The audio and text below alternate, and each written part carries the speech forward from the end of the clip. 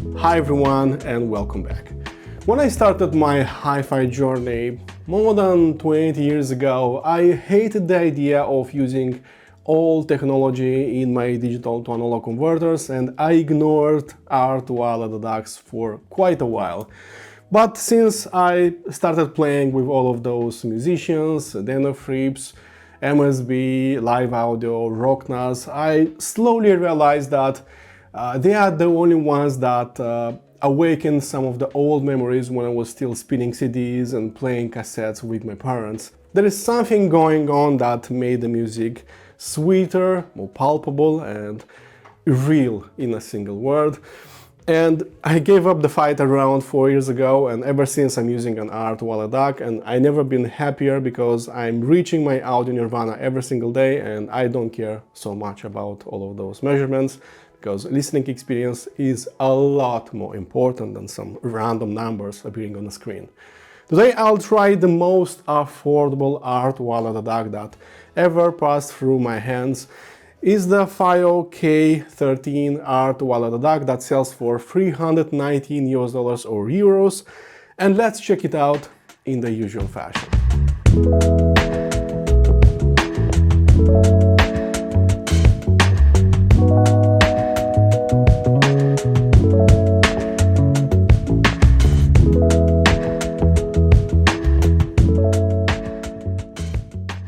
While I never tried their K11 R2R, I'm pleasantly surprised by the build quality and by the attention to the smallest details that FiiO put into their K13.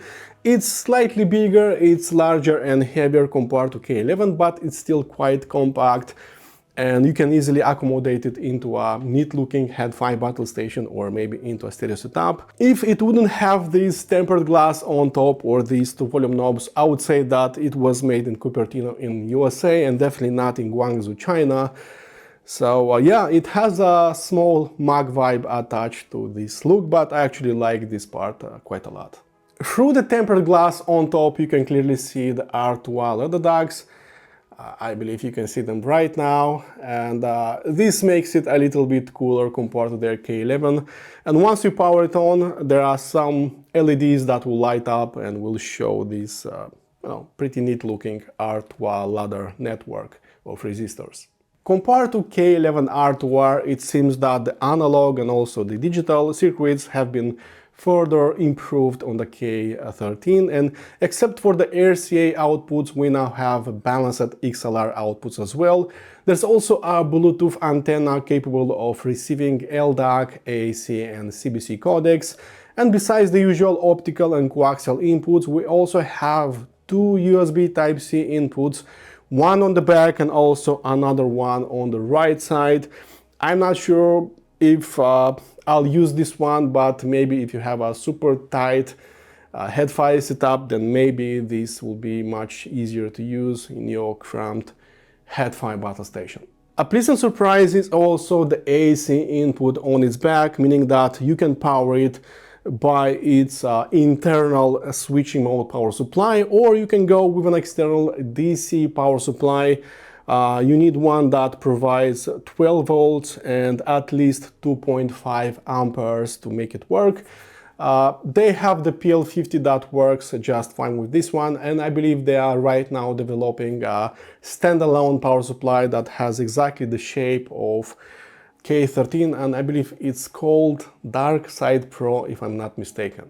On the inside, K13 uses exactly the same R2R ladder DAC network found on K11 R2R, but everything else is brand new, including its analog section and also its digital section. For example, the digital input board now rocks a much more stable XMOS interface. We now have a much more powerful headphone amplifier section with OPA 1642 used as voltage amplifiers and TPA 1620 used as current buffers, almost doubling the power output compared to K11 R2R. Right now we have up to 2.4 watts per channel via its balanced output and high gain, which doesn't seem like a lot, but it's actually plenty for most headphones out there, and more about that in a minute. Bluetooth is also a thing, supporting LDAC, AAC and CBC codecs, but I would advise against using Bluetooth if you want to squeeze maximum performance out of it. It needs to be said that K13 natively decodes DSD content, or you can go with the regular DSD over PCMe, but it sounds clearer and purer when natively decoding DSD files. We also have a pretty neat looking remote control that is very useful in a stereo setup, and if you don't want to use it, you can always use the FiiO Control App available for both iOS and Android devices. From within the app, you can select the input source, you can change the indicator light color on top or around the volume knobs. You can update its firmware over the air, and you can even apply a parametric equalizer and save the preset for future use. The EQ works with every digital input and analog output, so if you want to add a little bit of rumble in the bass or more sparkle in the treble, then you can have exactly that via every digital input and analog output, via headphones and loudspeakers as well. If you would like to fine-tune this parametric EQ option, then FiiO also offers you a web-based interface that requires no installation. Simply go to FiiOcontrol.fiio.com on your browser, and after connecting, you can switch presets already available, or you can fine-tune a custom preset for future use. After playing a bit with parametric EQ, I have a couple of recommendations. First of all, I would never use more than 6 dB gain in any frequency region, but especially in the bass, as it gets bloated, even muddy on several occasions. While you get more bass quantity, its quality lowers, so there should be always a balance. You could try a 2 dB or maybe 3 dB gain if you still want to retain the original tightness and sound transparency. If you're using headphones with it, then I would highly recommend trying the Auto EQ option. Select your headphone from the list, select a desired target. May I suggest trying the Harman 2018 target, save the preset and hear your headphones like you never heard them before. I tried the Sennheiser HD800S preset and a couple of HiFiMan presets, and I must say that this Auto EQ option transformed these headphones into better versions of themselves. And in this regard, the K13 R2R and with this Auto EQ preset reminds me a lot about the Luxin X9 that had an identical parametric EQ option and target curves that you could apply to your headphones. While this part is quite interesting for stereo heads, it becomes quintessential for headfires, as some of my headphones sound so much better with a Harman curve applied. Alright everyone, the time has come to talk about its sound, and let's split my impressions into 3 different chapters. First of all, I want to know how it sounds like a standalone DAC via those XLR outputs with my stereo. Then I'll try it as a DAC and headphone amplifier with a bunch of planar and dynamic headphones. And thirdly, I would like to try it again as a DAC and headphone amplifier, but by using an external linear power supply as opposed to its internal switching mode power supply. So the first thing I did, I just replaced my Rockna reference DAC and I introduced the K13 into my stereo setup. And the first thing I observed and entered into the spotlight was the mid-range purity and some of that sweetness, and it indeed sounded like a veritable R2R ladder DAC. The vocals, for example, were sitting much closer to me compared to, say, a chip-based Delta Sigma DAC that puts everything on a 2D plane. And also the backing vocals were pushed back quite a lot, like behind my TV, and that created a sensation of depth that I'm not hearing so often on chip-based solutions. So right from the start, I could feel that it has a pretty nice depth. It has a really nice stereo separation, not as much like a high-end DAC, but definitely sounds like an R2R ladder DAC in this regard. The more music I was listening to, the more I started to realize that once I'm getting super loud, like reaching 100 dB on the K13, the music was never trying to offend me in any way. So it was not aggressive sounding, it was not over sharpening the leading edges, the contour of the notes, it was not bright sounding. It was still going quite smooth, but also quite dynamic, and it was not bumping the notes into each other into an ugly mess like an entry-level cheap bass solution is doing. So this is already a good part. I also observed that if I'm going lower on the volume, let's say 60 dB, then I could still the sound quite dynamic and quite lively, as opposed to an entry-level Delta Sigma DAC that I need to crank the volume a little higher so I could feel the music lively and punchy and dynamic, something that I don't need to do with the K13 R2R. The easygoing nature of R2R ladder DACs is nicely blooming on the K13, and if you like to listen to albums from start to finish like I do, then I believe the K13 is a very good option, because you are constantly wondering how the next track will sound. Instead of choosing the songs that you like the most, with the K13 you want to hear all of them and be part of the experience, as opposed to being a third party. And instead of just hearing the music, you start feeling it with your whole body, and this is the kind of magic that only R2R ladder DACs can pull off.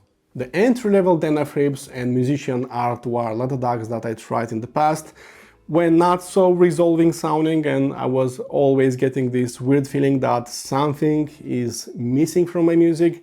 For example, there was one track when I knew that a car is passing by near the recording studio and I couldn't hear that, and on the next track the guitar player is gently pressing distortion pedal with his feet, and again I couldn't hear that with those entry-level devices.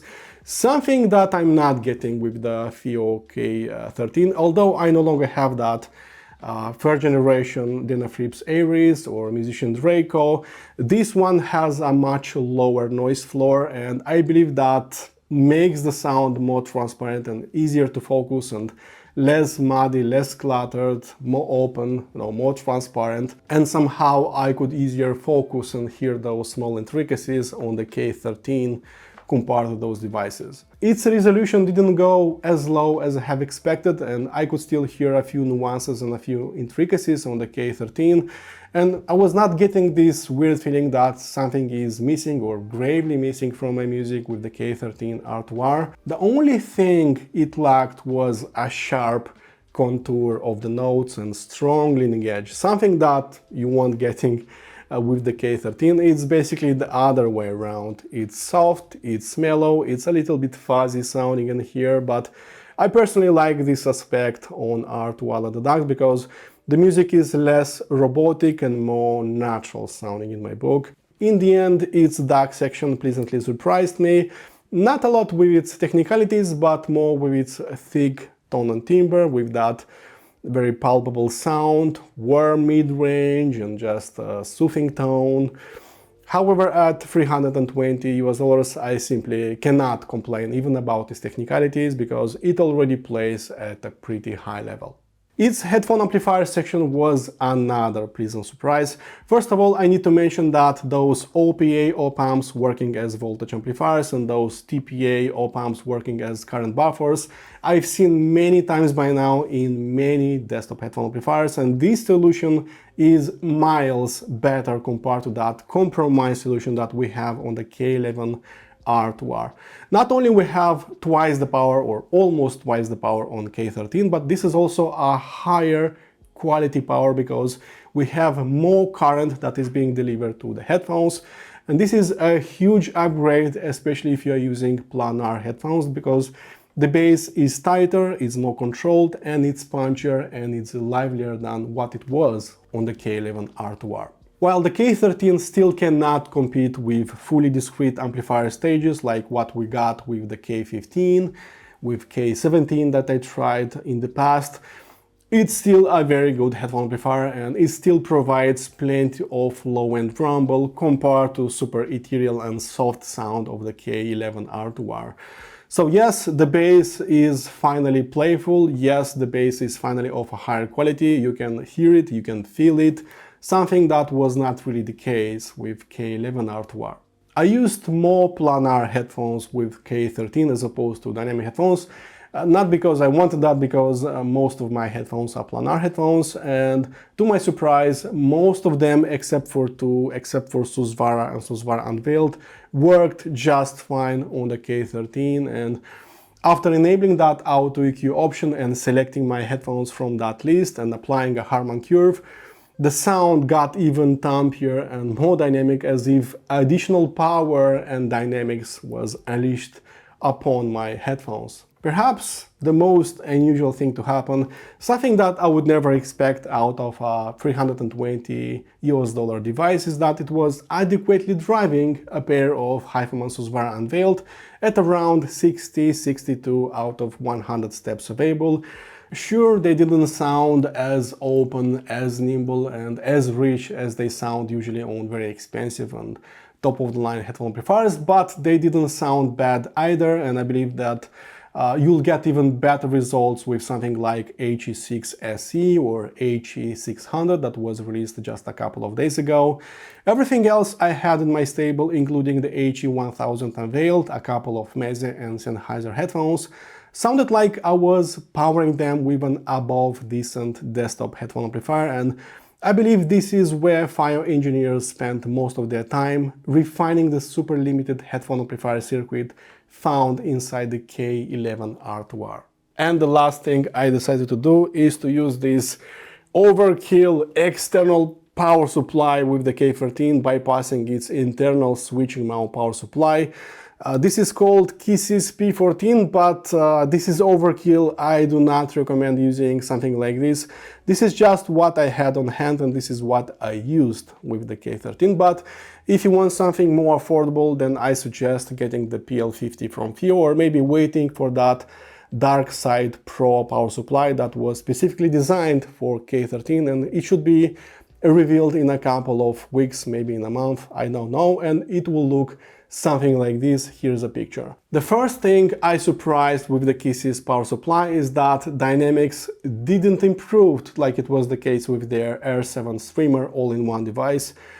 I expected much nicer dynamics, but that didn't happen. However, what happened is that the noise floor went to subatomic levels, and finally I could hear some additional nuances and micro details. The sound transparency improved, but the biggest gain was actually the scale of the music. The sound was just more layered. I had a nicer separation in between the layers, in between the notes. The sound was slightly bigger, airier, I'd say, and it was slowly sounding like a really nice R2R leather DAC. So I do not recommend getting this P14 external power supply, but I would suggest waiting for that Dark Side Pro power supply specifically designed for K13.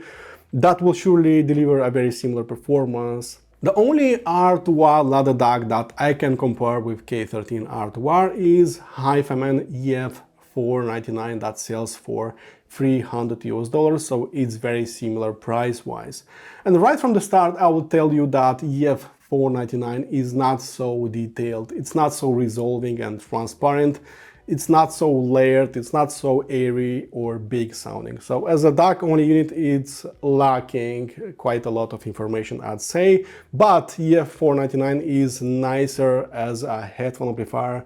It's more powerful, it's more dynamic, it's punchier, it has a nicer control over headphone drivers, so it works best as a headphone amplifier and not so much as a DAC. And it's basically the other way around with the K13, although it also has a very good headphone amplifier section. The part that shines on K13 is its DAC section. And except for the EF499, I don't know any other R2R ladder DAC that can be compared with K13, especially at this price point below $400. Okay everyone, let's draw some conclusions. To be frank with you, I never expected that a $319 or euro unit will sound this good, will look this good, and will have so many features. Sure, it's slightly bigger and heavier compared to K11 R2R, but I believe it's just better in every way. We have XLR outputs, we have a Bluetooth receiver on board, we have a much more powerful headphone amplifier, and let's not forget that it's just sounding better as a standalone DAC. I'm happy that FiiO is finally embracing this R2R movement. This is a very good idea, I believe, and I cannot wait to see what comes next from the House of the Red Dragon. I know that they are right now developing their flagship R2R ladder DAC with a tube buffer stage, and it will be called Warmer, and I cannot wait to test that one as well. Okay guys, I hope you enjoyed my review. Thanks as always for watching. Please consider liking, disliking, maybe subscribing to this channel if you found this video helpful, and I'll see you very soon. Cheers!